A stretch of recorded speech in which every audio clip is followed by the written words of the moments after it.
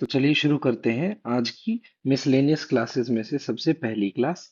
ठीक है, तो बेटा ये आपकी नंबर थ्योरी से रिलेटेड क्लास रहेगी।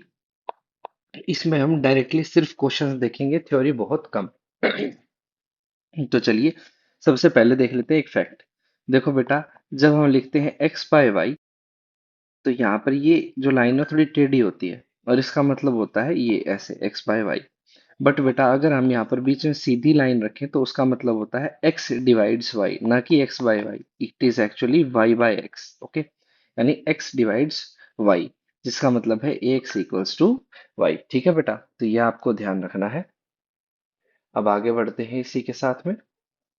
आगे हम टॉपिक करेंगे, देखिए ध्यान से कि भाई इफ दो इंपॉर्टेंट रिजल्ट इसी के ऊपर कि देखो अगर मान लीजिए x डिवाइड्स y लिख रखा है, इसका मतलब बेटा मान लो ये कोई ना कोई तो फैक्ट होगा, है ना। मान लीजिए 2 डिवाइड कर रहा है 4 को, तो बेटा इसका जो भी मल्टीपल होगा x, ये 2 उसको भी तो डिवाइड करेगा। ठीक है, तो यानी x डिवाइड्स y कह रहा है तो x डिवाइड्स वाई जेड भी होगा। और वैसे ही बेटा अगर x किन्हीं दो नंबर को डिवाइड कर रहा है, y को और z को अलग अलग, तो हम कहेंगे कि x उनके सम या उनके डिफरेंस को भी डिवाइड करेगा। ठीक है, तो बेटा इसी के साथ हम पहले क्वेश्चन की ओर बढ़ लेते हैं। आप क्वेश्चन आपकी स्क्रीन के ऊपर है, आप स्क्रीन पे क्वेश्चन को देखिए। क्वेश्चन ये दे रखा है, do their exist an integral solution. ठीक है, यानी इस इक्वेशन का कोई इंटीग्रल सॉल्यूशन एग्जिस्ट करता है कि नहीं करता, ये क्वेश्चन आपके सामने। ठीक है बेटा, तो अब इसको ध्यान से देखो। 6x + 9y + 15z = 107, यानी एक्स वाई जेड की कोई ऐसी वैल्यू है जो इंटीजर हो, तीनों की वैल्यू, और हमारा क्वेश्चन का आंसर बन जाए। तो बेटा देखो इस टाइप के क्वेश्चन को हम कैसे देखते हैं, ये सिर्फ उन चीजों के लिए है जैसे थ्योरी के जो क्वेश्चंस हो गए वो इम्पोर्टेंट, या आपको कोई क्वेश्चंस पूरी थ्योरी करने के बाद भी नहीं आ रहे, तो उन क्वेश्चन को कैसे अटेम्प्ट करना है, कैसे उनको अप्रोच करना है, उस चीज के लिए। तो देखो ऐसे क्वेश्चंस जिनमें ये पूछा गया है कि इंटीग्रल सॉल्यूशन है कि नहीं, हमें क्या देखना है बेटा कि एचसीएफ देखो, 6, 9 और 15, इनका जो एचसीएफ है अगर वो इस नंबर को डिवाइड कर देता है तो सॉल्यूशन होगा, और इंटीग्रल नहीं तो नहीं होगा। ठीक है, तो वो कैसे देखो कि linear combination of 6, 9, 15 must be divisible by H C, है ना। भाई लीनियर कॉम्बिनेशन जो है इनका 6, 9 और 15 का, यानी यही तो 6x + 9y + 15z, ये इनके एचसीएफ से तो भाग जाना ही चाहिए। अरे भाई एचसीएफ तो भाग जाएगा ही, एचसीएफ तो हमेशा भाग देगा। तो बेटा इसका मतलब 3 को इनके एचसीएफ को डिवाइड करना चाहिए। बट यहाँ पर हमें क्या दे रखा है, क्योंकि इनका एचसीएफ 3 है ना बेटा, 6, 9, 15 का, तो यहाँ पर हमें इनका लीनियर कॉम्बिनेशन दे रखा है 107। पर 107 को तो 3 भाग नहीं देता, इसका मतलब इसका कोई इंटीग्रल सॉल्यूशन पॉसिबल नहीं होगा। समझ में आ गई बात? ठीक है, तो बहुत ही सिंपल था। आप इसको देख भी सकते हो स्क्रीन पॉज करके क्या क्या लिखा हुआ है। अगर कुछ नहीं समझ में आ रहा तो कमेंट्स में पूछिए या ग्रुप में पूछिए। ठीक है बेटा, आगे चलते हैं। नेक्स्ट क्वेश्चन है, देखिए ध्यान से क्वेश्चन को। Show that n² - n is always divisible by 2 if n belongs to positive integers. ठीक है, तो बेटा देखो यहाँ पर देखो हम क्या यूज करेंगे, सबसे पहले फंडामेंटल थ्योरम ऑफ अरिथमेटिक। देखो टू की फॉर्म का कोई भी नंबर क्या होता है, आपको पता है ना, कोई भी नंबर किस फॉर्म का होता है, a = b³ प्लस में r, जहां पर r जो होता है वो किससे छोटा होता है, 0 = और क्यू, है ना। तो कोई भी नंबर 2 से अगर डिवाइड होगा तो किस फॉर्म का, या तो 2k या 2k + 1, क्योंकि रिमाइंडर जब 2 से डिवाइड हो सकता है या तो 0 हो सकता है या 1 हो सकता है। ठीक है, तो हमने कह दिया कि any integer is of the form 2q और 2q + 1। इससे रिलेटेड आगे भी क्वेश्चंस रहेंगे कि any cube of any number is of the form 9m, 9m + 1 और 9m + 8, ऐसे करके जो क्वेश्चंस है वो भी सारे आगे यहाँ पर रहेंगे। ठीक है, अभी कुछ ही क्वेश्चंस को हम डील करेंगे। तो देखो सबसे पहले हमें 2 से डिवाइजिबल दिखाना था, तो हमने उस नंबर को ना, दो ही फॉर्म का हो सकता है 2 से डिविजिबल, तो एक नंबर या तो डिवाइड होगा यानी 2q, या फिर 2q + 1। तो केस 1 ले लेते हैं हम कि n जो है वो 2q की फॉर्मेट का है, तो बेटा कुछ नहीं इक्वेशन में बना दो। तो देखो n का स्क्वायर - n है तो 2q का स्क्वायर माइनस में 2q हो गया। ठीक है, तो उसके बाद देखो ये क्या गया, 4 Q square minus 2 Q, 2 Q common ले लो। तो बेटा देखो ये चीज जो है इसको तो 2 डिवाइड करेगा ही, क्योंकि 2 इधर मल्टीप्लाई में आ गया, तो 2 divides this one, case one में। अब बेटा दो ही केस पॉसिबल है, दूसरे केस की बात करते हैं। एन क्या हो सकता है, 2 क्यू प्लस 1। तो बेटा एन स्क्वायर माइनस एन की वैल्यू क्या आ जाएगी, 2 क्यू प्लस 1 का होल स्क्वायर माइनस में 2 क्यू प्लस 1। बेटा ए स्क्वायर, ठीक है, यहाँ पर हमने क्या किया, 2 क्यू प्लस 1 कॉमन ले लिया, ठीक है। तो यहाँ तो 2 क्यू प्लस 1 बच गया, माइनस में 1 बच गया, यानी बेटा ये भी किसी फॉर्म का इसका मल्टीपल 2 आ गया ना, तो 2 इसको भी डिवाइड कर रहा है, हमारा क्वेश्चन खत्म हो गया, ठीक है। तो हम कह देंगे कि भाई 2 इसको डिवाइड कर रहा है। अब बेटा, अब देखो एक और थ्योरम आती है। थ्योरम क्या है, product of n consecutive integers is divisible bye n factorial. यानी आप किन्हीं भी लगातार, जैसे बेटा किन्हीं भी लगातार नंबर को चूज करो, जितने चूज करोगे वो उसी से डिवाइड होएगा। जैसे मान लो मैं 3 लगातार नंबर चूज कर लेता हूँ, कोई भी 11, 12, 13, तो 3 है ना, तो ये 3 से डिवाइड होंगे, ठीक है। और बेटा एक्चुअल बात ये थी, ये 3 फैक्टोरियल से डिवाइड होंगे, यानी 3 फैक्टोरियल क्या होता है, 6। तो देखो 11, 12, 13, है ना, ये 3 फैक्टोरियल यानी 6 से डिवाइड हो रहे हैं बिल्कुल। ऐसे ही आप कोई भी लगातार 4 नंबर ले लो, 4 ले लो, आप ले लो 21, 22, 23, 24, तो ये 4 फैक्टोरियल यानी 4 गुना 3 गुना 2 गुना 1 से भाग होंगे। देखो 4 तिये 12 दूनी 24, ये हो गया पूरा, है ना। तो यानी product of n consecutive integers is divisible bye n factorial, ठीक है बेटा। अब इसका प्रूफ करना है अपने को, तो इसका प्रूफ देखिए कैसे है, ध्यान दीजिएगा। Let p be product of n consecutive integers, ठीक है बेटा, मैंने इसको क्या ले लिया, n कंसेक्यूटिव इंटीजर का प्रोडक्ट ले लिया, तो p किसके बराबर हुआ, k into k+1 into k+2 up to, देखो ये फर्स्ट इंटीजर है, सेकंड तो n तक जाना है ना, तो ये क्या हो जाएगा, आखिरी में n हो जाएगा, क्योंकि फर्स्ट में 0 है साथ में, सेकंड में 1 है, थर्ड में 2 है ना, तो ऐसे ही nth में n-1 ऐड हो जाएगा। ओके, तो हमने देख लिए कि भाई ये product of n consecutive integer है p। ओके, अब बेटा आप ध्यान से देखो, मैंने कोई भी एक नेचुरल नंबर m चूज कर लिया, ये कितने हैं, n नंबर्स है, तो m n से क्या है, छोटा है। अब इसको थोड़ा समझना, m n से क्या है, छोटा है या उसके बराबर है, ये मैंने मान लिया। और m जो है 1 से बड़ा है, या मतलब इन दोनों के बीच में है, इन दोनों के बराबर है, 1 से बड़ा n से छोटा। अब बेटा ये जो मैंने लिखा हुआ है ना यहाँ पर, इसको आप ध्यान से समझना, मैं कैसे आपको बताने की कोशिश कर रहा हूँ इसको। देखो, अगर मैं बोलूं कि 5 है कोई नंबर, ठीक है, 5, तो 5 हर 5 नंबर्स के बाद रिपीट होएगा और उसको डिवाइड करेगा। फॉर एग्जाम्पल कोई भी आप ले लो, 1 2 3 4 5, तो इनमें इसने 5 को डिवाइड किया, 6 7 8 9 10, इनमें इसके 10 को डिवाइड किया, यानी हर नंबर m नंबर्स के बाद अपना डिविजिबल ढूंढ लेता है। तो यही मैंने लिखा है, हियर अमंग n कंसेक्यूटिव, जो n ज्यादा बड़ा है, यानी ये ज्यादा नंबर है, ये मान लो 100 है, तो इसमें से कोई भी m को मान लो 5 है, तो 5 के डिविजिबल 1 मल्टीपल ऑफ m जरूर लाई करेगा। समझ रहे हो ना बात को। अगर मान लो आपने, वैसे 5 वाला एग्जांपल ले लो, मेरे पास 15 नंबर थे, 15 भी क्यों लो, आप ले लो बेटा, मेरे पास 7 नंबर थे, कोई भी लगातार, तो 1 2 3 4 5 6 7, तो 5 तो हर 5 नंबर के बाद, यानी एक नंबर तो ऐसा जरूर आएगा जो डिवाइड करता हो। आप मान लो आप 6 से शुरू कर लो, 6 7 8 9 10, 6 से भी क्यों करो, आप 3 से शुरू कर लो, 3 4 5 6 7 8 9 1 2 3 4 5 6 7, तो देखो इसमें एक नंबर जरूर आएगा जो m यानी 5 से भाग होगा। तो यही मैं आपको कहना चाहता हूँ कि अमंग n कंसेक्यूटिव नंबर, जो कि बड़ी वैल्यू है, उनके अंदर एक मल्टीपल तो m का जरूर आएगा, क्योंकि m उससे छोटा है। और क्यों, रीजन क्या है, क्योंकि m का मल्टीपल आता है एवरी m नंबर्स, हर m नंबर के बाद।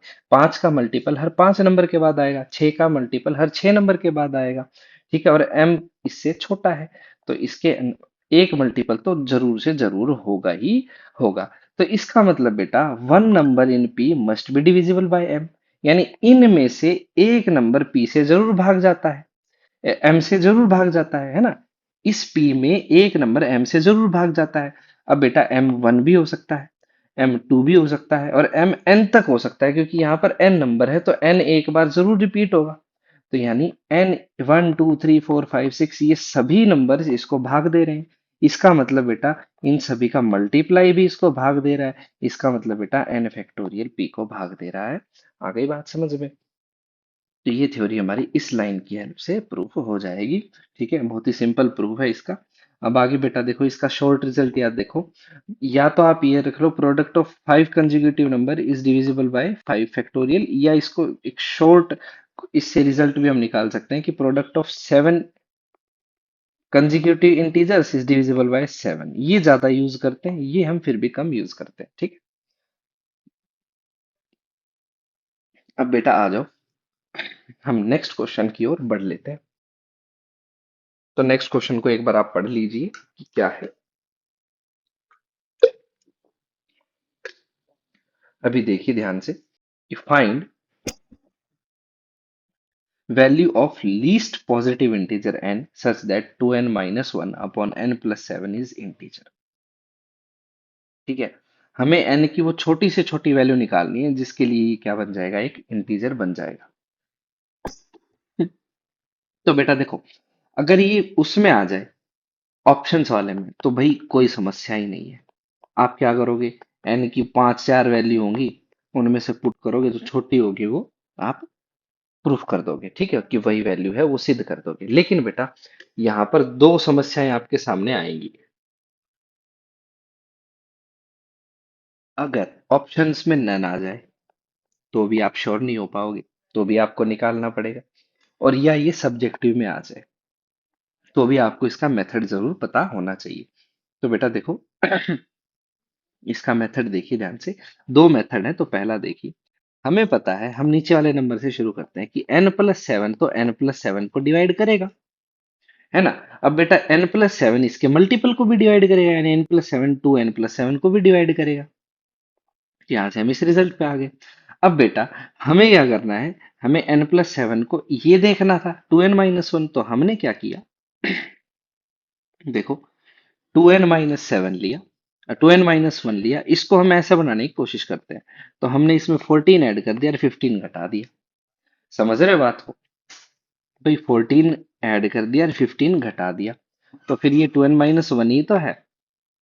तो इसका मतलब बेटा टू एन प्लस सेवन, ये इसको देखो, अब देखो इसको डिवाइड पूरा करने के लिए इसको इसे भी डिवाइड करना पड़ेगा और इसको इसे भी डिवाइड करना पड़ेगा, है ना। X divides x plus minus y तभी possible, y plus minus z ये तभी पॉसिबल है जब जो एक्स है ना, वाई प्लस माइनस जेड तभी पॉसिबल है जब एक्स दोनों को डिवाइड करता हो।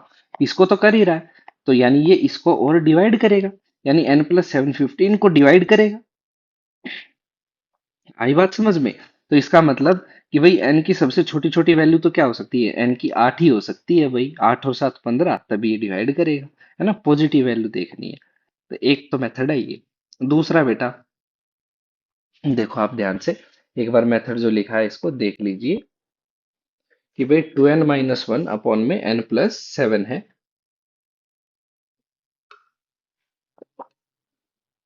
हम क्या करते हैं इसमें, हम बेटा इसी को वैसे ही बनाने की कोशिश करते हैं, सिंपल न्यूमेरिकल की तरह। तो देखो यहाँ पर हमने प्लस में 14 कर दिया, माइनस में 15 कर दिया, ताकि ये इसका मल्टीपल दिखा सके। ठीक है, तो n+7 इससे भाग करके ये 2 अलग कर दिया और 15 के डिवाइड में n+7 अलग से ले आए। अब बेटा इसकी इंटीग्रल वैल्यू तभी होगी, ये तो इंटीजर है तो ये भी इंटीजर आए। अब ये इंटीजर छोटे से छोटा क्या आ सकता है, 1 ही आ सकता है ना। तो हमने इसको भाई इंटीग्रल वैल्यू जो है लीस्ट पॉजिटिव एन की 8 वैल्यू दे दी। ठीक है, आप 1 करके देखो, एन की वैल्यू पुट करके देखो इंटीग्रल में, 1 2 3 4, तो ये पहली 8 पर ही भाग जाएगा पूरा पूरा। ठीक है, तो ये दो मेथड थे। होप्स आपका क्वेश्चन समझ में आ गया होगा आपको। अब बेटा नेक्स्ट क्वेश्चन आपकी स्क्रीन पे है, इस क्वेश्चन को एक बार पढ़ लो आराम से। ठीक है, पढ़ने के बाद मैं इसको एक्सप्लेन करता हूँ।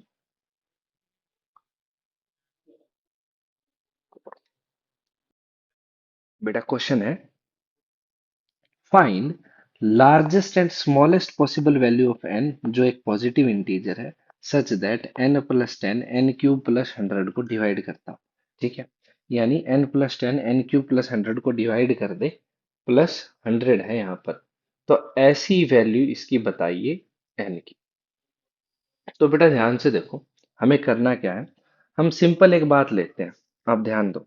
कि भाई हमें तो ये देखना है ना, n³ प्लस में 100 कॉन्ग्रुएंट हो जाए 0 mod n+10 के। तो ये देखना है। अब ध्यान से देखना, मैं इसको लेके चलता हूँ n+10 को। बेटा n+10 तो कॉन्ग्रुएंट है 0 mod n+10 के, खुद को खुद से डिवाइड करेगा तो जीरो ही रिमाइंडर देगा। इसका मतलब बेटा n कॉन्ग्रुएंट है माइनस, ये इधर ले सकते हैं ना, आपको पता होगा, -10 mod n+10 के। अब बेटा देखो n+10 है इधर, आपको पता है हम इन दोनों नंबर को रिप्लेस कर सकते हैं। तो मैंने इसको तो इधर ले गया, इसको इधर ले गया, तो कोई समस्या ही नहीं हुई। तो यानी -10 कॉन्ग्रुएंट है n mod n+10 के। अब बेटा सीधी सी बात ये है कि मैं इसको ना मॉडुलस इसमें इसमें यहाँ पर, ठीक है, इसमें मैं n को रिप्लेस करना चाहता था। तो देखो, चाहे n को n+10 से डिवाइड कर लो तो रिमाइंडर -10 बचेगा, या फिर -10 को डिवाइड कर लो n+10 से तो रिमाइंडर n बचेगा। तो बेटा बस मैंने n को रिप्लेस कर दिया है यहाँ पर। और रिप्लेस करते ही क्या आ गया, ध्यान से देखो, माइनस में 10 का क्यूब कितना होगा, माइनस में 1000 और प्लस में 100, यानी माइनस का 900 कॉन्ग्रुएंट हो गया 0 mod n+10 के। तो इसका मतलब तो बेटा n+10 इसको पूरा भाग दे रहा है, यानी मैंने लिख दिया 10 + n - 900 को पूरा डिवाइड कर रहा है। तो ये तो तभी पॉसिबल है बेटा जब ये 900 को भी डिवाइड करे ना, पॉजिटिव पॉजिटिव में। और ये तब होगा जब n की वैल्यू कितनी होगी, 900 - 10, है ना, यानी 890। तभी तो इसको पूरा डिवाइड करेगा। अब ये वैल्यू लार्जेस्ट है,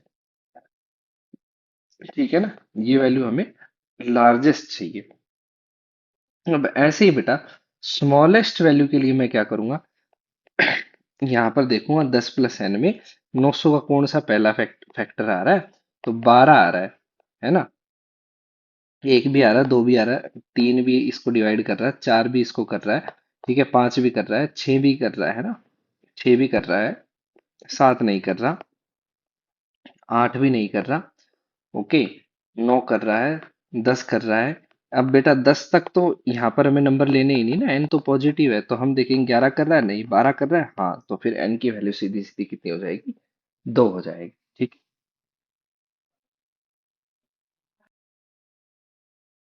अब आ जाओ नेक्स्ट क्वेश्चन की ओर, ठीक है। तो क्वेश्चन को रीड करिए, if m and n are positive integers, odd positive integers, the prove that m² + n² is even but not divisible by 4। ठीक है।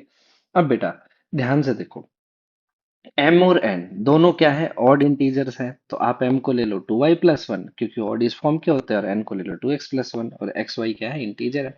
सिंपल है ये, बहुत ज्यादा इजी क्वेश्चन। तो m² + n² को ऐड कर दो, ठीक है। जब 2y+1 का होल स्क्वायर 2x+1 का होल स्क्वायर करोगे तो देखो आपको 4 से नॉट डिविजिबल दिखाना है ना, तो इसको 4 ही कॉमन लेने की कोशिश करो आप, ठीक है, ताकि 4k+1 या 4k+2 या 4k+3 इस फॉर्मेट में आ जाए नंबर अपने पास, है ना। क्योंकि अगर 4k आ गया तो डिवाइड हो ही जाएगा, तो वो तो आएगा भी नहीं, ठीक है। देखो प्रूफ के क्वेश्चन में ये बात है, जो चाहिए वो आएगा ही आएगा, ओके बेटा। तो अभी ध्यान से देखो, जब मैंने इसको ओपन किया तो 4y² + 1 + 4y 4x² + 1 + 4x आ गया। मैंने 4y² 4x² को इकट्ठा किया, 4 कॉमन लिया, 4y और 4x में से 4 कॉमन लिया, ठीक है। तो टोटल ये आ गया x² प्लस में y² प्लस में x प्लस में y और प्लस में 2। तो ये बेटा ये इंटीजर्स का स्क्वायर और इंटीजर्स का sum is always an integer because integers are closed. तो यानी ये क्या बन गया, 4k+2, तो यानी नॉट डिविजिबल बाय 4, क्योंकि इट लीव्स अ रिमाइंडर 2, ठीक है। तो बेटा हो गया ये अपना, ठीक है। बट ये 2 से डिवाइड होता है, ये लिखा हुआ है इसमें, तो ये देख लेना, ओके। नेक्स्ट बेटा देखो इम्पोर्टेंट, हम हमें क्वेश्चन पूछ क्या रहा है, देखो क्वेश्चन जो पूछ रहा है वो पहले ही बता देता हूँ। क्वेश्चन ये पूछ रहा है, अगर आप ए को बी को और सी को किसी नंबर से डिवाइड कर रहे हो क्यू से, तो ये इसका जो रिमाइंडर आएगा ना वो बराबर होगा, अगर आप ए से क्यू को डिवाइड कर लो रिमाइंडर ए आ रहा है, बी को क्यू से डिवाइड कर लो रिमाइंडर बी आ रहा है, सी को क्यू से डिवाइड कर लो रिमाइंडर क्यू आ रहा है, और उसको फिर से क्यू से डिवाइड करके जो रिमाइंडर आएगा उसके। फॉर एग्जाम्पल, कहने का प्रयास ये है कि भाई 9 को 8 से डिवाइड करोगे तो रिमाइंडर एक आएगा, ठीक है, और 7 को 8 से डिवाइड करोगे तो रिमाइंडर -1 आएगा। तो ये कहना चाहता है कि टोटल रिमाइंडर कितना आ गया, देखो टोटल 7 आ गया ना। 9 को 8 से डिवाइड करो और 7 को 8 से डिवाइड करो, तो रिमाइंडर देखो 1, और यहाँ से कितना आ गया -1। दोनों को मल्टीप्लाई करो -1, यानी 7 ही आना चाहिए अगर दोनों की मल्टीप्लाई करके भी करते हैं तो, है ना। तो बेटा 9 कितना होता है, 9 7 जा 63। तो रिमाइंडर देखो अभी भी -1 ही रह रहा है। ठीक है, तो यही थ्योरम हमें प्रूव करनी है। अरे बहुत इजी है। ठीक है, आपने क्या देख पहले ही आपको देखो क्वेश्चन अगर आप पढ़ो तो show that if a equal to x q plus a r है, b is equal to y q plus b r है, c z q plus c r है। ठीक है, तो हम इसी चीज का यूज कर लेते हैं।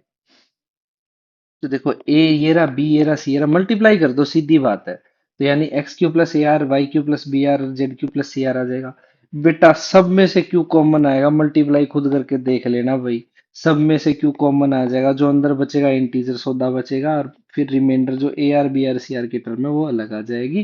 ठीक है, तो इसका मतलब अब यहाँ पर मैं इसको ना ए बी सी इधर डाल दूं, तो ए बी सी के डिवाइड में क्यू आर क्यू डालूंगा तो इधर भी क्यू डलेगा। तो देखो ये अलग हो जाएगा, तो रिमाइंडर इसको डिवाइड करने से ही आएगा, क्योंकि वो तो पूरा इंटीग्रल फॉर्मेट में देगा आपको जवाब। ठीक है, अब बेटा इसके साथ में क्वेश्चन क्या था अगर आपने पढ़ा हो तो, कि 3 की पावर 508 को 8 से डिवाइड करेंगे तो रिमाइंडर बताओ। इसको बेटा आप बिल्कुल कॉन्ग्रुएंस मोड लो, इसको 3 की पावर 3 में अगर ये टूट रहा है तो तोड़ के देख सकते हो। ठीक है, और मतलब इससे कॉन्ग्रुएंस मॉडुलो से कर सकते हो। नहीं तो देखो बहुत ही सिंपल है। ठीक है, 3 का स्क्वायर कितना होता है भाई, 9 होता है। ठीक है, तो 9 देखो बेटा, हमने इसको देख लिया कि 280 क्या है, 280 गुना में 560 क्या है, 280 गुना में 2, तो ये 3 का स्क्वायर दिख दिया तो 9 आ गया। तो बेटा 9 कितनी बार, 280 बार। अब हर एक बार 9 को डिवाइड करोगे तो रिमाइंडर 1 बचेगा, तो सारे एक 280 बार आएंगे तो रिमाइंडर कितना बचेगा, 1 बचेगा। ठीक है बेटा, तो ये क्वेश्चन हो गया। नेक्स्ट आ जाओ। नेक्स्ट क्वेश्चन इंपॉर्टेंट क्वेश्चंस की फॉर्मेट में से बहुत इंपॉर्टेंट। देखो prove that there are infinite primes of the form 4k+3, यानी इस फॉर्म के 4k+3 फॉर्म के इनफाइनाइट प्राइम नंबर है, ये हमें प्रूफ करना है। तो बेटा प्रूफ करने के लिए हम क्या ले लेते हैं कि भाई जितने भी प्राइम नंबर है वो लिमिटेड है और n ही है 4k+3 की फॉर्म के। तो बेटा देखो अब हम क्या कह देते हैं कि n एक नंबर ले लेते हैं जो इस फॉर्म का है कि n congruent to n is equals to 4 इन सभी प्राइम्स की प्रोडक्ट प्लस में 3। ठीक है, तो यानी n एक ऐसा नंबर है जो इन सभी प्राइम्स का मल्टीपल 4 के साथ प्लस में 3 आएगा। तो बेटा इससे इस इक्वेशन से मैं ये क्या कह सकता हूँ, n कॉन्ग्रुएंट टू 3 mod 4। ठीक है, और n बेटा इन प्राइम्स का भी मल्टीपल नहीं है। तो आपको ये बात ध्यान से समझ में आनी पड़ेगी, यही क्रक्स क्रक्स है इसका। ठीक है, एक बार इसको ध्यान से देख लो।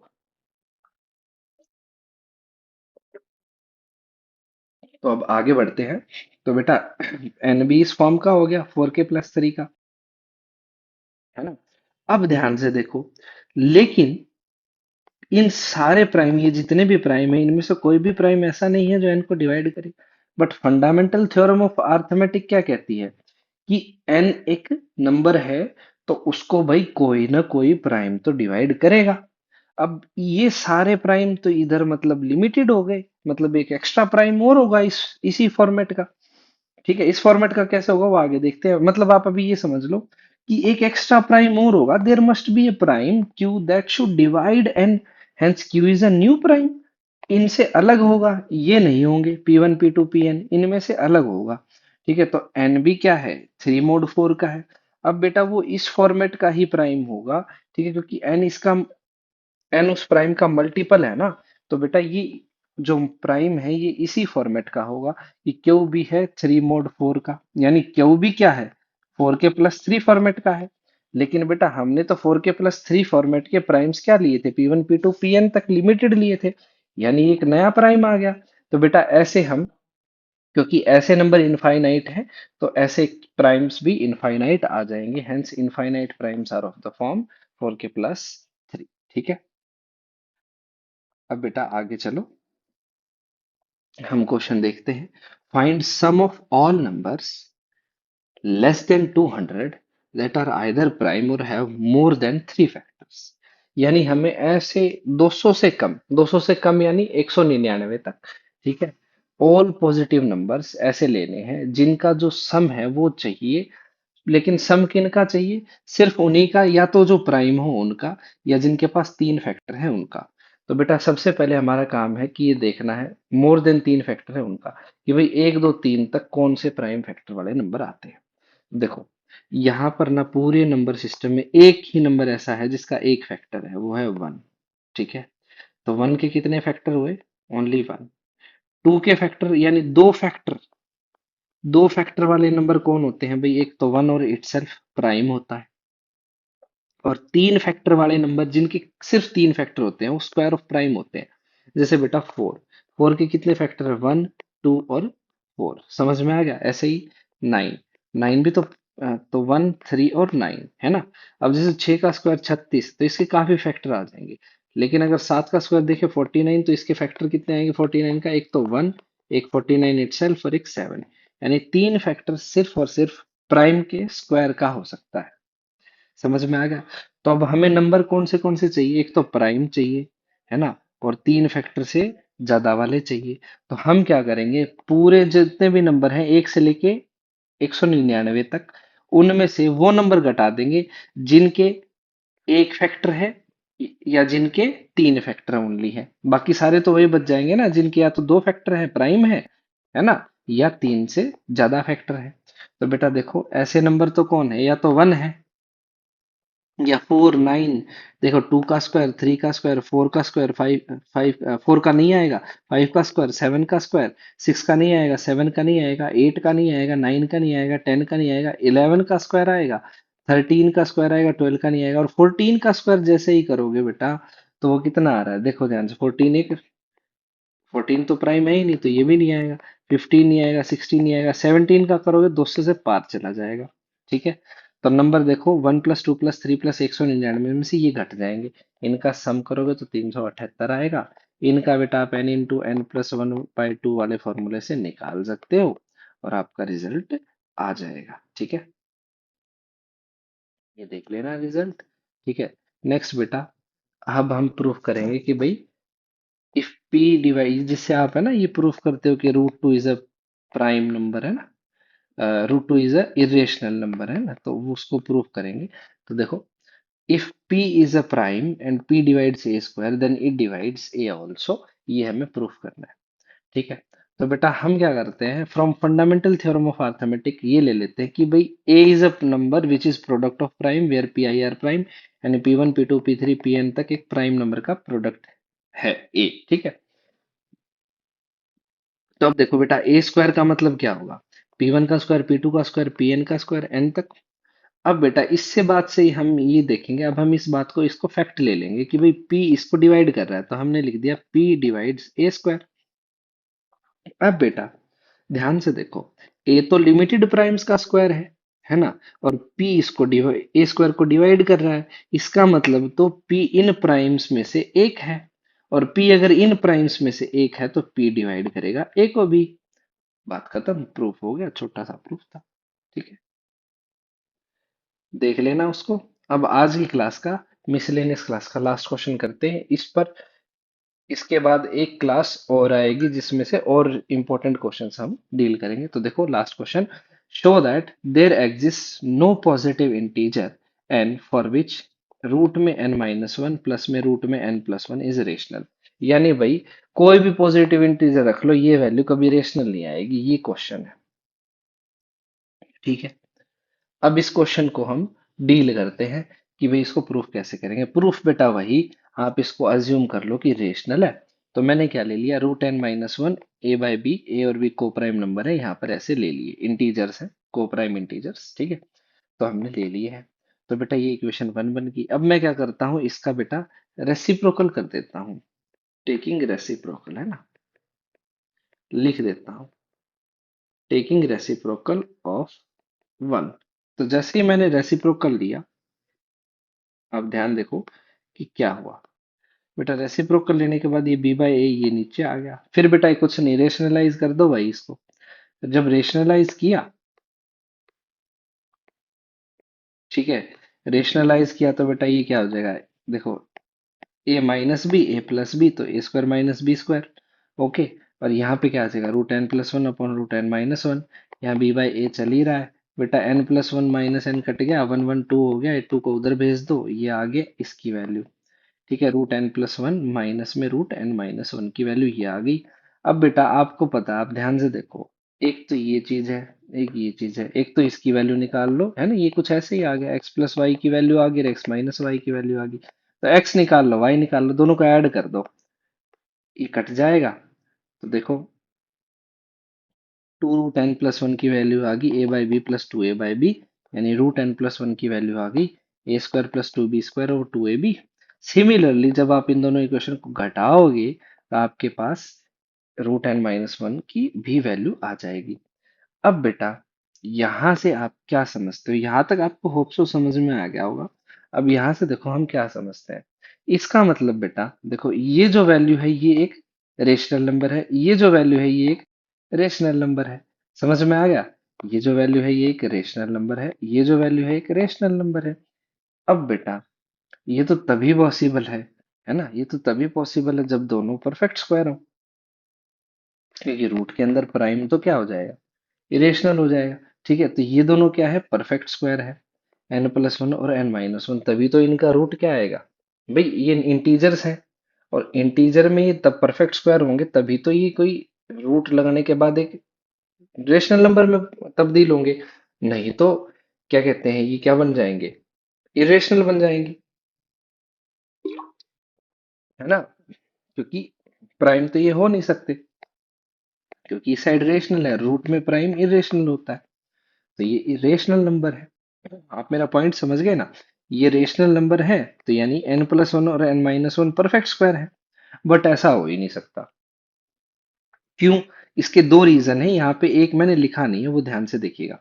भाई देखो, रूट के अंदर n−1 है ना, तो n को ग्रेटर देन 1 होना पड़ेगा। ठीक है, और बेटा अगर n ग्रेटर देन 1 है, तो देखो कोई भी दो ऐसे प्राइम इस फॉर्मेट के है ही नहीं, n+1 और n−1, इनका अंतर देख लो कितना है, n+1 माइनस में n−1, यानी इनका अंतर 2 है। तो ऐसे देखो, सबसे पहला 1 का स्क्वायर कितना आ गया, 1। 2 का स्क्वायर कितना आ गया, 4। तो परफेक्ट स्क्वायर में 3 का तो कम से, क्योंकि 3 का स्क्वायर करोगे तो कितना आ जाएगा, 9, यानी 5 का डिफरेंस आ गया। तो ये डिफरेंस तो बढ़ता जाएगा ना, यानी दो परफेक्ट स्क्वायर के अंदर कम से कम 3 डिफरेंस तो होना ही चाहिए। बट 3 या 3 से ज्यादा डिफरेंस होना ही चाहिए, बट यहाँ पर तो 2 का डिफरेंस आ रहा है। तो इसका मतलब ऐसी बात है नहीं कि ये परफेक्ट स्क्वायर है, ये परफेक्ट स्क्वायर नहीं है तो ये रेशनल नहीं है, और ये रेशनल नहीं है तो हमें यही तो प्रूफ करना था। ठीक है, कि भाई कोई भी n की ऐसी वैल्यू नहीं है कि जिसके लिए ये रेशनल हो जाए। तो होप्सो बेटा आपकी आज की क्लास आपको समझ में आई होगी। ये इंपॉर्टेंट क्वेश्चन है थ्योरी टाइप के, जो आपको प्रूफ करने के लिए आ सकते हैं। तो आप इनको ध्यान से देखिएगा, एक एक बार देखते ही इनके प्रूफ आपको दिमाग में बिल्कुल रट जाएंगे। नहीं आते हैं तो फिर आप ग्रुप्स में पूछ लीजिएगा, जैसे मैंने आपको बता रखा है कि ग्रुप के चैनल के डिस्क्रिप्शन में आपको मिल जाएगा प्रज्ञान सागर t.me, है ना, ये लिंक होता है। तो टेलीग्राम पे प्रज्ञान सागर नाम से हमारा ग्रुप है। उस ग्रुप में बेटा आपके डाउट्स को जिस स्पीड से मैं हल कर सकता हूँ, उस स्पीड से मैं हल करने की पूरी कोशिश करता हूँ। और प्रज्ञान सागर डॉक्स नाम से चैनल है, जहाँ पर क्लास की सारी पीडीएफ्स क्लास होते ही, कई कई बार तो क्लास होने से पहले ही पीडीएफ्स आ जाती हैं। और अगर कोई पीडीएफ ऐसी हो कि मैं भूल जाता हूँ, तो आप मेरे को ग्रुप में याद दिला सकते हो, मैं उसको विद इन 24 आवर्स आपको अवेलेबल करवा देता हूँ। ठीक है, तो ज्वाइन करो बेटा। आज की क्लास को हम यहीं पर समाप्त करते हैं। जय हिंद, जय भारत।